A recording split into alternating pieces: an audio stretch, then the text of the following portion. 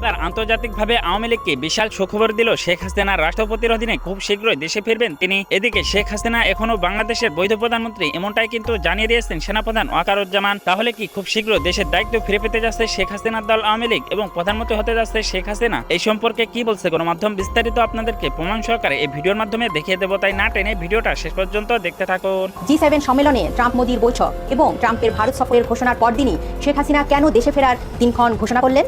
কিভাবে এই আত্মবিশ্বাস পাচ্ছেন শেখ হাসিনা? এর পেছনে কি কাজ করছে বড় কোনো বিশ্বশক্তির গ্রিন সিগন্যাল, বিশেষ করে ওয়াশিংটনের? যদি তিনি ফিরে আসেন তবে বাংলাদেশের রাজনীতিতে কি নতুন ঝড় উঠবে? জ্বালা জ্বালা অন্তর পুরে ছারখার।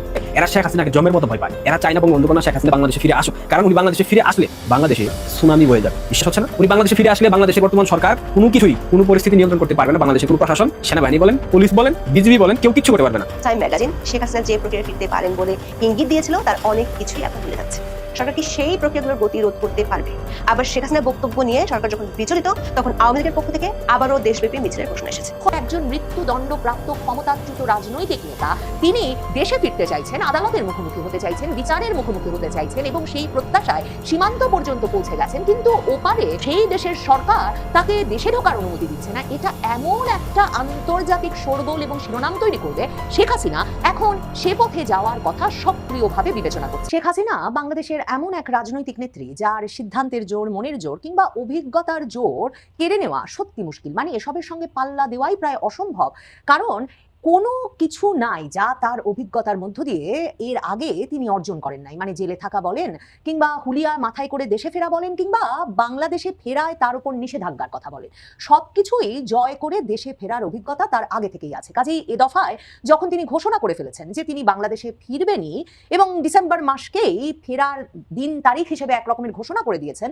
তখন তিনি সর্বতোভাবে প্রস্তুত হচ্ছেন কোন পথে ফিরবেন, কিভাবে ফিরবেন, কোন দিকে তাকে আটকে ফেলা হতে পারে, এসব মাথায় রেখেই সেসব বিবেচনা করে দলের নেতা কর্মীদের সঙ্গে আলোচনা করে সিদ্ধান্ত নিচ্ছেন আওয়ামী লীগ সভানেত্রী শেখ হাসিনা কোন কোন আইনি পথে তাকে সরকার বাধাগ্রস্ত করতে পারে আর তিনি আইনিভাবেই সেটা কিভাবে মোকাবেলা করতে পারেন। সেজন্য দিল্লিতে এখন জোরদার বৈঠক চলছে আওয়ামী লীগের আইনজীবী নেতাদের সঙ্গে, মানে শীর্ষস্থানীয় সেই সব নেতা, সাবেক মন্ত্রী, এমপিদের সঙ্গে যারা আইনজীবী হিসেবেও শেখ হাসিনার মামলা লড়েছেন, বিভিন্ন সময়ে নানা বিপদে আপদে সংকটকালে শেখ হাসিনার জন্য আদালতে লড়াই করেছেন, কিংবা যারা আইনি পরামর্শ দিয়ে শেখ হাসিনার ফেরাটাকে অনেক বেশি মসৃণ করে তুলতে পারেন। যুক্তরাজ্য, যুক্তরাষ্ট্র, অস্ট্রেলিয়া থেকেও শেখ হাসিনার সঙ্গে সাক্ষাৎ করতে এমন নেতারা এখন দিল্লিতে আছেন এবং দিল্লিতে বৈঠক করছেন। সরকারের হাতে অস্ত্র আছে আসলে একটাই, ট্রাভেল পাস। শেখ হাসিনা সরকারের ভাষায় মৃত্যুদণ্ডপ্রাপ্ত আসামি বটে, কিন্তু সরকারও জানে, ভারত সরকার তো জানেই যে শেখ হাসিনা তো ভারতে কোনো বন্দী নন। শেখ হাসিনা ভারত সরকারের একজন অতিথি এবং বাংলাদেশ রাষ্ট্রের অনুরোধে শেখ হাসিনাকে গ্রহণ করেছিল ভারত সরকার 2024 সালের 5ই আগস্ট এবং আকাশ সীমা খুলে দিয়ে বাংলাদেশের সামরিক বিমান ঢুকতে দিয়ে সামরিক বিমানবন্দর হিন্ডন বিমান ঘাটিতে গিয়ে ভারতের জাতীয় নিরাপত্তা উপদেষ্টা অজিত দোভাল স্বাগত জানিয়েছিলেন বাংলাদেশের এই প্রধানমন্ত্রীকে। কাজেই বাংলাদেশ সরকার বন্দি বিনিময় চুক্তির আওতায় কিংবা প্রত্যর্পণের আওতায় যে শেখ হাসিনাকে ফেরত চাইছে বা বারবার চিঠি লিখছে বলে বাংলাদেশের পররাষ্ট্র মন্ত্রণালয় জানাচ্ছে, মন্ত্রী প্রতিমন্ত্রীরা জানাচ্ছেন, এটার আসলে কোনো আইনি ভিত্তি ভারত সরকারের কাছে নাই। কাজেই প্রত্যর্পণের মাধ্যমে ভারত কিছুতেই শেখ হাসিনাকে বাংলাদেশে ফেরত দিতে পারে না বা ফেরত দিতে চায় না। তার উপর ভারতের জাতীয় নিরাপত্তা উপদেষ্টা সহ পররাষ্ট্র মন্ত্রণালয় এবং নিরাপত্তা কর্মকর্তাদের ঘোরতর আশঙ্কা আছে যে শেখ হাসিনা এমন একটা প্রতিকূল পরিস্থিতিতে হঠাৎ যে দেশে ফেরার ঘোষণা দিয়ে দিয়েছেন, সত্যি যদি তিনি দেশে ফিরে যান তাহলে তার নিরাপত্তা নিশ্চিত করা যাবে কিনা। এমনকি বাংলাদেশে যখন পাকিস্তান, তুরস্ক সহ বিভিন্ন বৈরী দেশের গোয়েন্দা সংস্থাগুলো সক্রিয়ভাবে কাজ করছে সেই 5ই আগস্টের পর থেকে এবং একরকমের প্রকাশ্য তৎপরতা চালাচ্ছে, তখন শেখ হাসিনার দেশে ফেরার এই ঘোষণাটা ভারত সরকার মোটেও নিরাপদ বলে মনে করছে না। কিন্তু শেখ হাসিনা ঘোষণা দিয়ে দিয়েছেন এবং শেখ হাসিনা বলছেন এর আগেও তিনি এরকম মৃত্যুর হুমকি মাথায় নিয়ে দেশে ফিরেছেন বটে। 1981 সালে যখন ফিরেছেন তখন যেমন শেখ পরিবারের জীবিত কন্যা হিসেবে তাকে মেরে ফেলাই এক পক্ষের মূল লক্ষ্য হবে, সেই হিসাব নিকাশ গোয়েন্দা তথ্য মাথায় নিয়েই তিনি ফিরেছিলেন। ঠিক তেমনি ভাবে শেখ হাসিনা এই সময়টায় বারবার তার শীর্ষস্থানীয় নেতাদের সহকর্মীদেরকে মনে করাচ্ছেন 2007 সালে যে পরিস্থিতি হয়েছিল সেই পরিস্থিতিটা। 2007 সালে 1/11 সরকার যে ঘটনাটা ঘটিয়েছিল, তারা শেখ হাসিনা চিকিৎসার জন্য যুক্তরাষ্ট্রে গেলে তার ফেরার ওপর নিষেধাজ্ঞা জারি করে এবং 1/11 সরকারের তৎপরতার মুখে বিমানবন্দরে এসে যুক্তরাষ্ট্রে দাঁড়িয়ে শেখ হাসিনা জানতে পারেন তার বাংলাদেশে ফেরার উপর নিষেধাজ্ঞা জারি করা হয়েছে এবং ব্রিটিশ এয়ারওয়েজ তাকে ঢাকা পর্যন্ত বোর্ডিং পাস দিতে রাজি হয় না, তিনি লন্ডনে গিয়ে এরপর অবস্থান করতে বাধ্য হন। যুক্তরাজ্যে বসেই শেখ হাসিনা দলকে এভাবে সংগঠিত করেন এবং ঘোষণা দেন যে তিনি যে কোনোভাবে বাংলাদেশে ফিরবেন এবং এরপর তিনি যুক্তরাজ্যে থেকে বাংলাদেশে ফিরে আসেন 2007 সালের 7ই মে। তখন নেতা কর্মীদের ঢলের মুখে শেখ হাসিনাকে কিন্তু আর বিমানবন্দর থেকে গ্রেফতার করতে পারে না 11 সরকার। শেখ হাসিনা এই পরিস্থিতিটার কথা মনে করাচ্ছেন এবং তিনি এর আগেও যেমন বহুবার এই বিষয়ে কৃতজ্ঞতা প্রকাশ করেছেন আওয়ামী লীগের নেতা কর্মী সমর্থকদের প্রতি, সেটাই বলছেন যে সেই নেতা কর্মী সমর্থকদের ঢলের মুখেই এ দফায়ও তিনি দেখতে চান তারেক রহমান সরকার, বিএনপি সরকার কিংবা ডিসেম্বর পর্যন্ত যে সরকার বাংলাদেশে ক্ষমতায় আসে বা থাকে তারা কি করতে পারে, কিন্তু শেখ হাসিনা ফিরবেন। কিন্তু এবার পরিস্থিতি কিছুটা ভিন্ন। কোন পথে ফিরবেন শেখ হাসিনা এ নিয়েও শেখ হাসিনাকে তার দলের নেতাদের সঙ্গে এবং আইনি পরামর্শকদের সঙ্গে আলাপ করতে হচ্ছে। কারণ 2025-এর জানুয়ারি মাসে শেখ হাসিনার পাসপোর্টটা বাতিল করে দেয় ইউনূস সরকার। শেখ হাসিনার হাতে এখন কোনো বৈধ পাসপোর্ট নাই। শেখ হাসিনার হাতে পাসপোর্ট না থাকা অবস্থায় যে কোনো দেশের নাগরিককে বিমানে উঠতে হলে, মানে তিনি যদি দিল্লি বা কলকাতা বা যে কোনো ভারতের বিমানবন্দর থেকে বাংলাদেশে রওনা হতে চান তাহলে তার একটা ট্রাভেল পাসের প্রয়োজন হবে। এর আগেই বাংলাদেশের সংবাদ মাধ্যমে এ খবর বেরিয়েছিল যে শেখ হাসিনা খুব শিগগিরই ট্রাভেল পাসের জন্য আবেদন করবেন। কিন্তু এরই মধ্যে এটা পরিষ্কার হয়ে গেছে যে বিএনপি সরকার, তারেক রহমান সরকার শেখ হাসিনাকে ফিরতে দিয়ে বিমানবন্দরে লাখো মানুষের সমাবেশ ঘটিয়ে একটা পরিস্থিতি সৃষ্টি করতে, অস্থিতিশীল পরিস্থিতি সৃষ্টি করতে কিংবা শেখ হাসিনার জন্য একটা জনসমর্থনের ঢল সৃষ্টি করতে দিতে কিছুতেই রাজি নয়। কাজেই সরকার যে তাকে ট্রাভেল পাস দেবে না সেটা একরকম নিশ্চিত। এমনকি সরকারের তরফে আন্তর্জাতিক অপরাধ ট্রাইব্যুনালের চিফ প্রসিকিউটরকে দিয়ে বলানো হয়েছে যে একমাত্র বন্দি প্রত্যর্পণের মাধ্যমে শেখ হাসিনা ফিরতে পারেন, তার নিজে ফেরার কোনো সুযোগ নাই। কিন্তু যেটা বলছিলাম, শেখ হাসিনা তো ভারতে বন্দি নন, কাজেই ভারত সরকার তাকে কি করে বন্দি করবে সেটা যেমন একটা প্রশ্ন, তেমনি এ থেকে শেখ হাসিনার কাছে এটা পরিষ্কার যে এই সরকারও 11 সরকারের মতো শেখ হাসিনার বিমানে ওঠার পথ বাধাগ্রস্ত করতে চাইবে এবং একটা ট্রাভেল পাস বা বৈধ পাসপোর্ট ছাড়া যেহেতু কোনো বিমানের তাকে বাংলাদেশ অভিমুখে বা কোথাও যেতে দেওয়ার কোনো উপায় নাই, কাজেই শেখ হাসিনা হয়তো শেষ পর্যন্ত বিমানে ওঠার অনুমোদন পাবেন না। শেখ হাসিনা তার নেতাদের সঙ্গে বৈঠকে তাই বিকল্প পথ নিয়েও আলাপ শুরু করেছেন। শেখ হাসিনা যদি ট্রাভেল পাস না পান, ডিসেম্বরের মধ্যে বিমানে উঠতে না পারেন, তিনি এখন মানসিকভাবে প্রস্তুতি নিচ্ছেন এবং তার দলের নেতাদের সঙ্গে আলাপ করেছেন যে কি করে তিনি স্থলপথে বাংলাদেশে ফিরতে পারেন কিংবা বাংলাদেশ সরকারের প্রতি একটা কঠিন কঠোর রাজনৈতিক বার্তা দিতে পারেন, যাতে সীমান্তের ওপারেও আওয়ামী লীগ নেতা কর্মী সমর্থকদের একটা বড় ধরনের ভিড় তৈরি হয়, একটা ঢল নেমে আসে। অন্যদিকে সীমান্তের এপারে শেখ হাসিনার পরিকল্পনা হচ্ছে তিনি যখন যাবেন তখন তিনি আন্তর্জাতিক সংবাদ সংস্থাগুলোর সাংবাদিকদেরকে নিয়ে যেমন উপস্থিত হবেন, এমন একটা ঘটনা যে একজন মৃত্যুদণ্ডপ্রাপ্ত ক্ষমতাচ্যুত রাজনৈতিক নেতা তিনি দেশে ফিরতে চাইছেন, আদালতের মুখোমুখি হতে চাইছেন, বিচারের মুখোমুখি হতে চাইছেন এবং সেই প্রত্যাশায় সীমান্ত পর্যন্ত পৌঁছে গেছেন, কিন্তু ওপারে সেই দেশের সরকার তাকে দেশে ঢোকার অনুমতি দিচ্ছে না। এটা এমন একটা আন্তর্জাতিক শোরগোল এবং শিরোনাম তৈরি করবে, শেখ হাসিনা এখন সে পথে যাওয়ার কথা সক্রিয়ভাবে বিবেচনা করছেন। এর আগেই পশ্চিমবঙ্গের মুখ্যমন্ত্রী হিসেবে যখন বিজেপি নেতা শুভেন্দু অধিকারী, যিনি মানে শেখ হাসিনা ভক্ত, শেখ হাসিনার বিষয়ে নানা রকম মন্তব্য করে যিনি নানা সময় নানা রকম ভাইরাল ক্লিপেরও জন্ম দিয়েছেন, সেই শুভেন্দু অধিকারী পশ্চিমবঙ্গের মুখ্যমন্ত্রী হওয়ার পরেও এমন খবর প্রচারিত হয়েছিল যে শুভেন্দু অধিকারী ভীষণভাবে চান যে শেখ হাসিনা দিল্লির বদলে বরং কলকাতায় এসে থাকুন এবং তিনি মনে করেন শেখ হাসিনার উচিত, মানে শেখ হাসিনা একদিন বেনাপোল পেট্রাপোল সীমান্ত দিয়ে বাংলাদেশ অভিমুখে রওনা হবেন, সেটাকে তিনি বাংলাদেশ সরকারের প্রতি একটা বড় ধরনের রাজনৈতিক বার্তা হবে শেখ হাসিনার বলে মনে করেন এবং তিনি সেই বিষয়ে শেখ হাসিনাকে ভীষণভাবে উৎসাহিত করেন। কিন্তু শেখ হাসিনা বিমানে চড়েই যেতে চান, শেখ হাসিনা ট্রাভেল পাস নিয়ে দিল্লি থেকে ঢাকায় যেতে চান। কিন্তু যদি ঢাকার সরকার তাতে সাড়া না দেন তাহলে এই বিষয়টাকে আইনি বাধা হিসেবে, মানবাধিকার লঙ্ঘন হিসেবে, একজন ব্যক্তি যিনি সাবেক প্রধানমন্ত্রী তাকে নাগরিকত্বহীন করে ফেলার একটা মানবাধিকার লঙ্ঘনকারী পদক্ষেপ হিসেবে শেখ হাসিনা আন্তর্জাতিক মহলে তুলে ধরতে চান।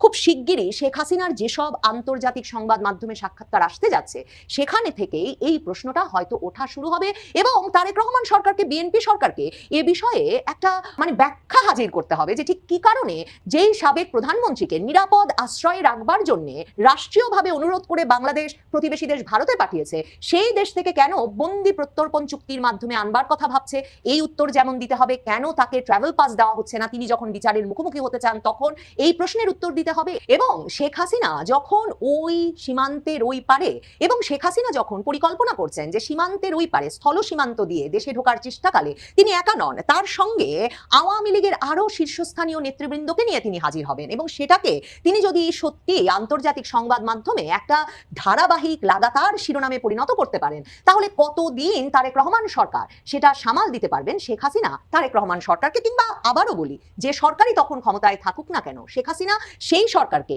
এমন একটা চ্যালেঞ্জের মুখোমুখি করতে চান। এরপর যদি বা তাকে দেশে ঢুকতে দেওয়া হয়, সীমান্ত দিয়ে ঢোকা মাত্র শেখ হাসিনা গ্রেফতার হয়ে গেলে কি হবে সে প্রসঙ্গেও একরকমের আতঙ্ক আশঙ্কা আছে আওয়ামী লীগের শীর্ষ নেতৃবৃন্দের মধ্যেও। কিন্তু শেখ হাসিনা বলছেন যে সেই ঘটনা কিন্তু ১/১১ সরকারের সময় হয়েছে, সেদিনই না হলেও এর পরপরই তাকে গ্রেফতার করা হয়েছে বটে, কিন্তু বঙ্গবন্ধুর আরেক কন্যা শেখ রেহানা সে সময় সারা পৃথিবী জুড়ে আন্তর্জাতিক জনমত গঠনে যেমন কাজ করেছেন, তেমনি সারা বাংলাদেশ জুড়ে আওয়ামী লীগের নেতা কর্মী সমর্থকদের সংগঠিত করতে কাজ করেছেন, যারই ফলশ্রুতিতে -2 ফর্মুলা বাস্তবায়নের স্বপ্ন থেকে সরে এসে ১/১১ সরকারকে শেষ পর্যন্ত সকল দলের অংশগ্রহণে নির্বাচন দিতে হয়েছিল, এবং যে নির্বাচনে আওয়ামী লীগ বিপুল বিজয়ী হয়ে ক্ষমতায় এসেছিল। শেখ হাসিনা তাই এখন একমাত্র লক্ষ্য স্থির করেছেন বাংলাদেশে ফেরা, সেটা বিমানে হলে ভালো, না হলে স্থলপথে পেট্রাপোল বেনাপোল সীমান্ত দিয়ে সারা পৃথিবীতে আলোড়ন তুলেই দেশে ফিরতে চান শেখ হাসিনা। আমাদের বর্তমান নতুন জাতীয় সংসদের মাননীয় স্পিকার হাফিজউদ্দিন, তিনি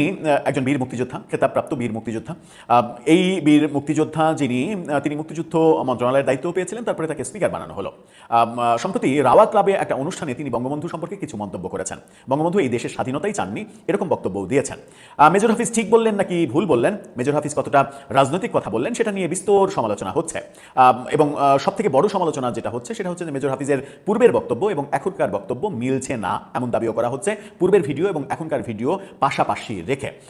মেজর হাফিজ বঙ্গবন্ধুকে নিয়ে যে মন্তব্য করেছেন সেই মন্তব্য অনেকেই আবার বলছেন যে এটা মানে শালীনতা কিংবা শিষ্টাচারের বাইরে গিয়ে এরকম মন্তব্য করা হয়েছে। বঙ্গবন্ধু সম্পর্কে ইচ্ছা করলে এই ধরনের মন্তব্য করা যায় কিনা এরকম প্রশ্ন অনেকে করছেন, কিন্তু আমি সেই প্রশ্ন করতে চাই না।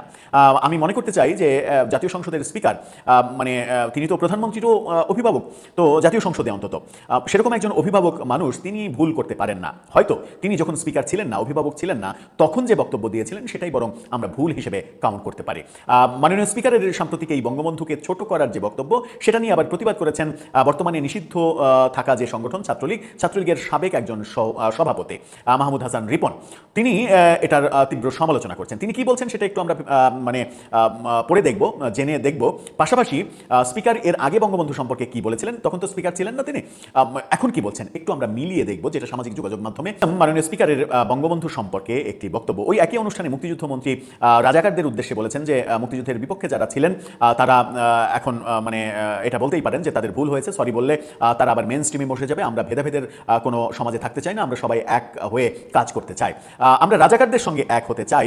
এই প্রসঙ্গ যখন বলছি তখন আওয়ামী লীগ হয়তো দাবি করে বসতেই পারে যে রাজাকাররা যদি বলে যে আমার ভুল হয়েছে, ওই কর্মকাণ্ড আমার ঠিক ছিল না, এটুকু বললেই যদি মেন স্ট্রিমে আসা যায়, তাহলে 24-এর যে আন্দোলন, সেই আন্দোলনে জাতিসংঘের রিপোর্টটাও যদি মানি, 1400 মানুষ মারার মাত্র 1400 মানুষ যখন 30 লক্ষ মানুষের সঙ্গে তুলনা হবে, তখন এটাকে মাত্রই বলতে হবে। এটার কারণে আওয়ামী লীগ যদি সরি বলে তাহলে তারা মেন স্ট্রিমে আসতে পারবে না কেন? আবার এখানে প্রশ্ন আসতেও পারে আওয়ামী লীগকে আদতে সরি বলেছে। আবার পাল্টা প্রশ্ন সেটারও আসতে পারে যে আওয়ামী লীগকে সরি বলার মতো কি স্কোপ দেওয়া হয়েছে, এরকম আহ্বান জানানো হয়েছে যে আপনারা সরি বলেন, সরি বলে আসেন, আবার একসাথে কাজ করি, বলা হয়নি। চলে আসি স্পিকারের মন্তব্যে। স্পিকার কি বলেছেন কালবেলার এই শিরোনামটা দেখে নিন। রিপন কি বলছেন স্পিকারের বক্তব্য নিয়ে। শেখ মুজিব পাকিস্তান ভাঙতে চাননি, বক্তব্যকে ইতিহাস বিকৃতি বললেন রিপন। আমারও ব্যক্তিগতভাবে তাই মনে হয়। মুক্তিযুদ্ধের ইতিহাস আমরা যতটুকু জানি, পড়েছি, শুনেছি মুক্তিযোদ্ধাদের মুখে, তাতে এই বক্তব্য ইতিহাস বিকৃতিরই সামিল হওয়ার কথা। যদিও বাংলাদেশের রাজনীতিতে বিভিন্ন সময় পট পরিবর্তনের পরে ন্যারেটিভ তো নতুন করে তৈরি করা হয়, সেখানে হয়তো এটার ব্যাখ্যাতেও সেটা হয়তো বুঝিয়ে দেওয়া হবে। যাই হোক, রিপন কি বলছেন। শেখ মুজিব পাকিস্তান ভাঙতে চাননি, তাই স্বাধীনতার ঘোষণা দেননি।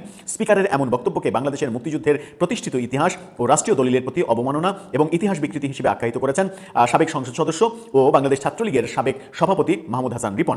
গণমাধ্যমে পাঠানো এক বিবৃতিতে তিনি বলেছেন, যারা দাবি করেন বঙ্গবন্ধু পাকিস্তান ভাঙতে চাননি, তাদের ইতিহাস সচেতন হওয়া প্রয়োজন। 66 সালের ঐতিহাসিক 6 দফা ছিল মূলত পূর্ব বাংলার রাজনৈতিক, অর্থনৈতিক ও প্রশাসনিক আত্মনিয়ন্ত্রণের সনদ। 66 6 দফার কথা তিনি বলছেন। রিপন বলেন, এই 6 দফায় রাজস্ব, মুদ্রা, বৈদেশিক বাণিজ্য ও আঞ্চলিক নিরাপত্তা বাহিনীর ক্ষমতা প্রদেশের হাতে ন্যস্ত করার যে দাবি তোলা হয়েছিল তা ছিল কার্যত স্বশাসিত রাষ্ট্রের ভিত্তি।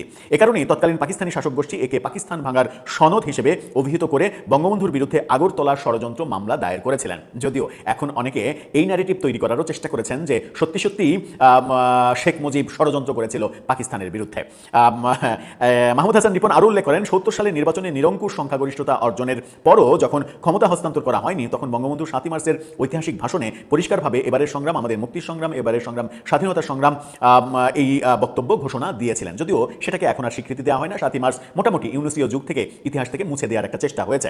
৭১ সালের 25 মার্চ রাতে পাকিস্তানি বাহিনীর গণহত্যা শুরু হলে তিনি আনুষ্ঠানিকভাবে বাংলাদেশের স্বাধীনতা ঘোষণা দেন, যা পরবর্তীতে 10 এপ্রিল 1971-এর স্বাধীনতার ঘোষণাপত্রে রাষ্ট্রীয় সাংবিধানিক ভিত্তি লাভ করে। বিবৃতিতে বলেন, চট্টগ্রামে এম এ হান্নান এবং পরবর্তীতে মেজর জিয়াউর রহমান বঙ্গবন্ধুর পক্ষ থেকেই স্বাধীনতার ঘোষণা প্রচার করেছিলেন। ঘোষণাদাতা ও ঘোষণাপত্র পাঠকারী ও প্রচারকারীকে এক করে দেখা সঠিক ইতিহাস নয়, বরং এটি ইতিহাসের উদ্দেশ্য প্রণোদিত বিকৃতি।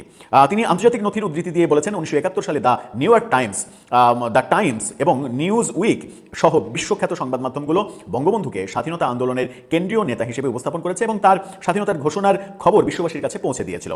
তিনি বলছেন যে ইতিহাস কারো মন গড়া বক্তব্যে বা ক্ষমতার ভাষণে বদলে যায় না, এটি শহীদের রক্তে লেখা হয়। বঙ্গবন্ধুকে অস্বীকার করা মানে মুক্তিযুদ্ধের চেতনাকে অস্বীকার করা। ইতিহাস বিকৃতির যে কোনো অপচেষ্টার বিরুদ্ধে স্বাধীনতার সপক্ষের মানুষ সর্বদা ঐক্যবদ্ধ থাকবে। স্পিকারের কথাতে একটু পরে আসি। এই যে বলছেন যে ইতিহাস বিকৃতির যে কোনো কিছুর সঙ্গে স্বাধীনতার পক্ষের শক্তিরা ঐক্যবদ্ধ থাকবে, এখন আওয়ামী লীগের কাছে কিংবা এই মাহমুদ হাসান রিপনের কাছে আমাদের বিনীত প্রশ্ন, সেটা হচ্ছে যে আপনারা যে দীর্ঘ সর্বশেষ যে 15.5 বছরের টানা শাসন, সেই 15.5 বছরের টানা শাসনে আপনারা কি মুক্তিযুদ্ধের ইতিহাস ব্যাপারে শতভাগ সৎ ছিলেন? এটা একটা বড় প্রশ্ন। মুক্তিযোদ্ধাদের সার্টিফিকেট দেওয়ার ব্যাপারে আপনারা কি শতভাগ সৎ ছিলেন? এটা আরেকটা প্রশ্ন। আপনারা কি বঙ্গবন্ধুকে দেশের সম্পদ না বানিয়ে দলের সম্পদ বানিয়ে ঠিক কাজ করেছিলেন? এটা আরেকটা প্রশ্ন। আপনারা কি মুক্তিযুদ্ধকে সার্বজনীন গোটা বাংলাদেশের না করে দলের, মুক্তিযুদ্ধকে নিজের দলের সম্পদ হিসেবে বানানোর যে চেষ্টা, সেই চেষ্টাটা করে ঠিক করেছিলেন? এটা আরেকটা প্রশ্ন। সব থেকে গুরুত্বপূর্ণ প্রশ্ন হচ্ছে 15.5 বছরে যে দীর্ঘ সময়টা আপনাদের হাতে ছিল, সেই সময়ে একটা 6 বছরের বাচ্চা যে ক্লাস 1-এ ভর্তি হয়, সেই 6 বছরের বাচ্চাকে 21-22 বছরের তরুণ পর্যন্ত গড়ে তোলার মুক্তিযুদ্ধের ইতিহাস সমৃদ্ধ, 72-এর সংবিধান, 71-এর চেতনা, 66-র 6 দফা, 69-এর গণ আন্দোলন, বঙ্গবন্ধুর স্বাধীনতার ভাষণ, মুক্তিযুদ্ধের মূল আদর্শ, জাতীয় 4 নেতা, মুক্তিযুদ্ধে সেক্টর কমান্ডারদের অবদান, বীর শ্রেষ্ঠদের অবদান, এই যে মুক্তিযুদ্ধের বিশাল বিশদ যে ইতিহাস, সেই ইতিহাস সমৃদ্ধ করে তাদের চেতনাগত পরিবর্তন করে তাদেরকে পরিপূর্ণভাবে মুক্তিযুদ্ধের পক্ষের শক্তি হিসেবে গড়ে তোলার যে অসীম সময় আপনারা পেয়েছিলেন, সেই সময়টাকে আপনারা কি কাজে লাগিয়েছিলেন, নাকি আপনারা কওমি জননী উপাধি নিতে ব্যস্ত ছিলেন? এই প্রশ্নটা একেবারে নিরপেক্ষ অবস্থান থেকে আপনাদের কাছে থাকলো। এবার আসি স্পিকারের প্রসঙ্গে।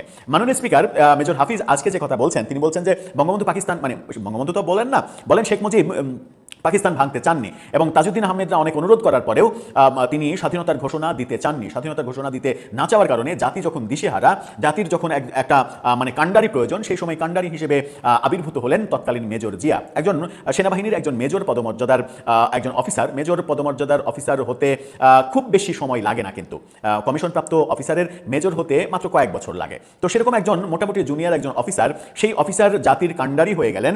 কি এমন প্রেক্ষাপট তৈরি হলো 71-এর আগে, একটা দীর্ঘ সময় ধরে কি এমন প্রেক্ষাপট তৈরি হয়েছিল যে বঙ্গবন্ধুকে অস্বীকার করে মেজর জিয়াকে প্রতিষ্ঠিত করার মাধ্যমে আপনারা যদি মনে করেন যে মেজর জিয়াউর রহমানকে অনেক বড় করা যাবে, তাহলে কি একটু থিওরিগত ভুল হয় না? প্রিয় দর্শক, এই ভিডিওটা আপনাদের কাছে কেমন লাগলো? যদি বিন্দু পরিমাণ ভালো লেগে থাকে তাহলে অবশ্যই চ্যানেলটাকে সাবস্ক্রাইব করে আমাদের সাথেই থাকবেন, যাতে করে এমন নতুন নতুন আপডেট নিউজ সবার আগে আপনাদের হাতে পৌঁছে দিতে পারি। তাহলে সবাই ভালো থাকবেন, সুস্থ থাকবেন। দেখা হচ্ছে পরবর্তী কোনো আপডেট নিউজ নিয়ে।